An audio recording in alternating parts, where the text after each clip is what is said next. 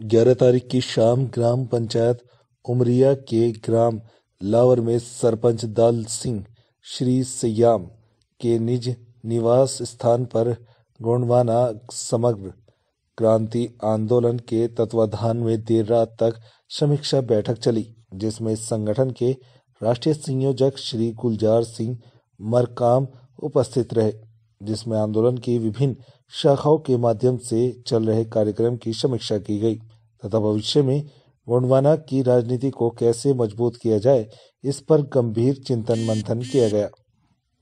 इस कार्यक्रम में अलग अलग जगहों से कार्यकर्ता उपस्थित रहे, जिसमें सरकार की गलत नीतियों का भी बखान किया गया।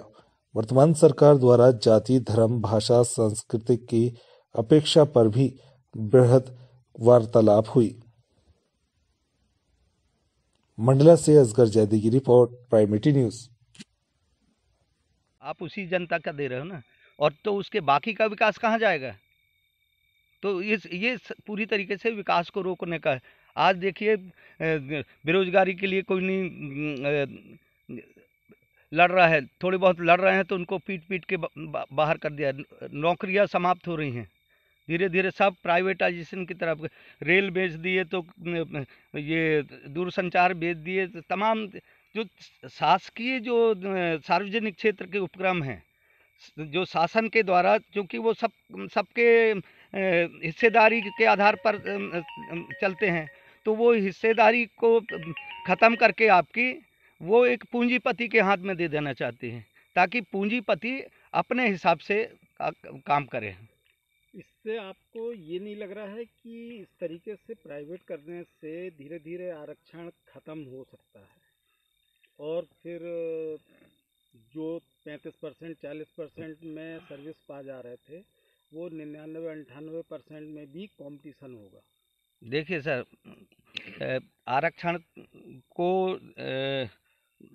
एक बार मोहन भागवत ने भी, या भाजपा के बड़े नेताओं ने भी कहा कि इसकी समीक्षा होना चाहिए। इसका साफ सीधा मतलब है कि आरक्षण को समाप्त करना।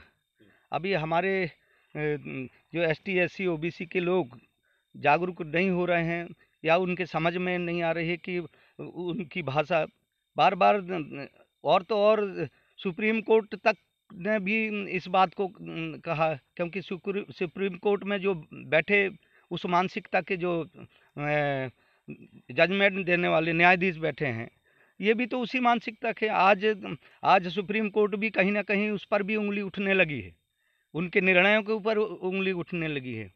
शासन जैसा कहता है, सत्ता जैसे कहती है, वैसे ही वो निर्णय कर रहे हैं। तो हो सकता है धीरे धीरे उस पर भी लोगों का, न्यायपालिका पर भी विश्वास खत्म